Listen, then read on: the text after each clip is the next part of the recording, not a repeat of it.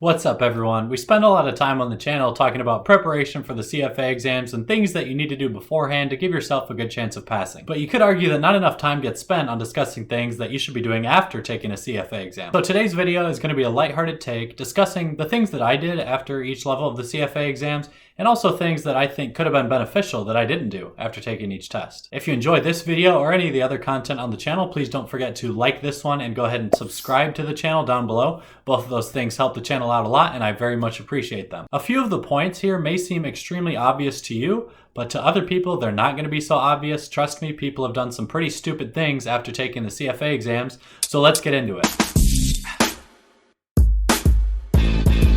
Number one is to not discuss any specific questions or answers from the exam that you took at all. I know you've heard this one before. It was all over in the CFA material. It's in the candidate pledge that you had to sign before you sat down to take the exam, and I think they probably tell you at the close of each exam too. But unfortunately, people violate this rule and end up getting suspended from taking future exams every single year. Just ask any of the moderators from the CFA subreddit page. They end up blocking tens, if not hundreds of users every year after every set of exams, and they're required to report those usernames to the CFA Institute. Even if they don't know who they are in real life, they can track you on the internet and figure out other things that you've been saying. And there's a really specific example here which may seem like a loophole to you, but you still need to avoid. I saw two different people doing this in online forums after I took the level 1 exam in 2016. Both of them got banned from the forums, and then the moderators mentioned that they had reported those users to the CFA Institute. And that loophole is that they would discuss just the answers to certain questions. So they would say, hey, for the question that had the three options, 2,600, 3,100, and 3,500, just as an example, which one did you choose? It's like, come on, they're not discussing any specific content, but those are certainly specific answers that were asked on the exam that they recently took. They could try to argue their case all day long, but that is a violation from the Institute's perspective. If you're so worried about one or two specific questions and answers from the exam that you're compelled to try to use this loophole to post about them in online forums, first, I think you need to see a doctor to try to reduce your stress level. And then once your stress level is reduced, you'll be able to make a rational decision, which will be to not make that similar type of post in any online forum. The second thing to do is to relax.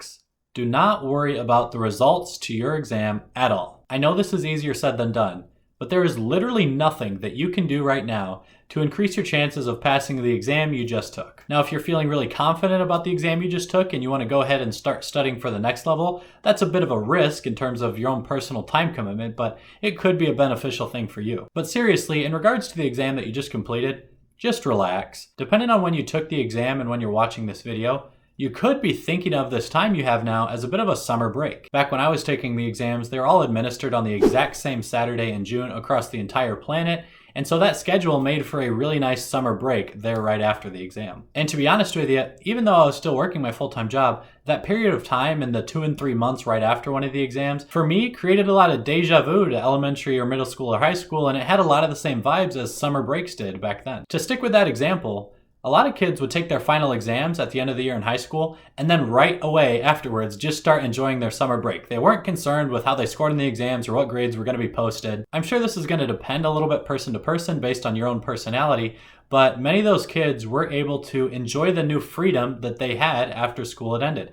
Think of this the same way. The third tip is going to be to focus on yourself. And this could take a lot of different forms depending on how exactly you've been feeling during the past 6 or 9 months, and especially the past 2 to 3 to 4 weeks of studying for your exam. Every candidate is going to have a different story here. There are people who put on a lot of weight because they were eating too much while studying, or people who lost weight because they used to go to the gym a lot to try to build muscle, but they had to stop doing that. There are people who have become very depressed or anxious. There are people who have a lot of stress and worry in their life now because of this exam. All of these things, I think you should be putting in a conscious effort towards understanding them and how they've affected you, and then doing whatever you need to do to overcome them and let them become things in the past so that you can move on from them and get back to your normal self. The next tip is to go back to focusing again on your relationships with other people. And this one very importantly comes after the tip to focus on yourself. Maybe it sounds cliche to focus on yourself first, but I do believe that even if you were to pick back up on all the relationships you had to leave off because of all the time you spent studying, you got close with your friends again and you talked to your parents more and you improved the relationship between your significant other or whatever, none of those things are going to be very beneficial if you still feel like complete crap. So if studying has created any new issues for you, focus on yourself first.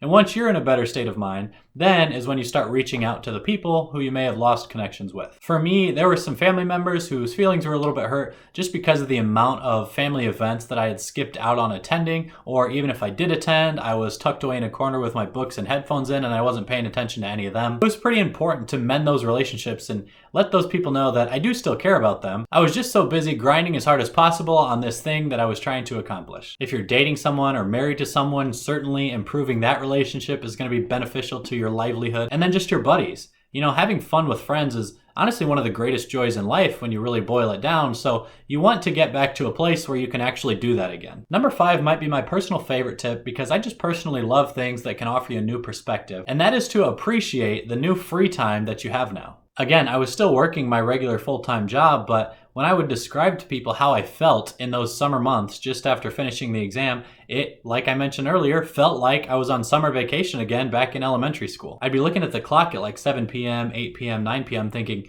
hey, I can do something right now. I can accomplish something, I could have fun, I could think about what I want to do. I can just do things. And that's something I hadn't experienced in like 7 or 8 months. If you're someone who didn't study on the weeknights, but you just studied like 10 hours a day on the weekends are going to feel even better to you, especially because you're going to be able to like make food again rather than just make a quick sandwich or something that you probably had to do while you were studying that many hours every weekend. There probably aren't too many people holding full-time positions who work 40, 50, 60 or more hours a week who feel like they have as much free time as they do compared to people who just finished the CFA exams. Now here's why acknowledging that perspective is so important.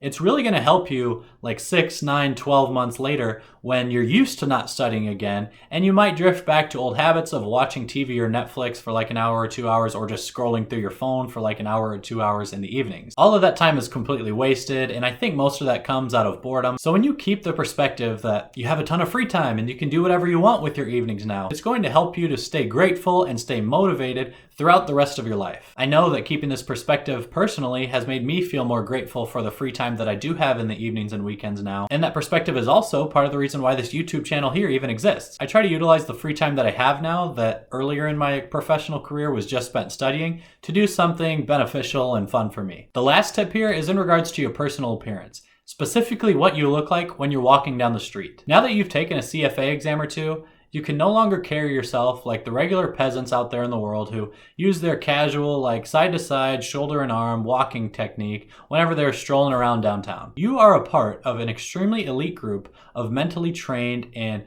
academically refined, almost genius individuals. The only good way to portray your new reality to the public is to walk in a very direct manner. There are 3 very specific things you need to start doing while you walk. You need to no longer bend your knees, you need to no longer bend your elbows, and you need to make sure your chin is pointed to the sky. This walking posture is exactly why people around the globe have so much respect for North Korea and their army.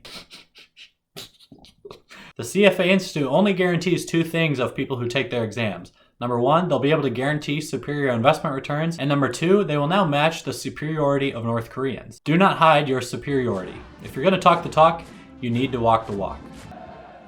If you've gotten to this point in the video, it means that you watched the whole thing. I very much appreciate that. You know the YouTube algorithm loves long watch times in terms of total minutes watched or just a percentage of this video. And if you didn't earlier on, if you could still subscribe down here below, that helps the channel out a ton. So as always, thanks for watching.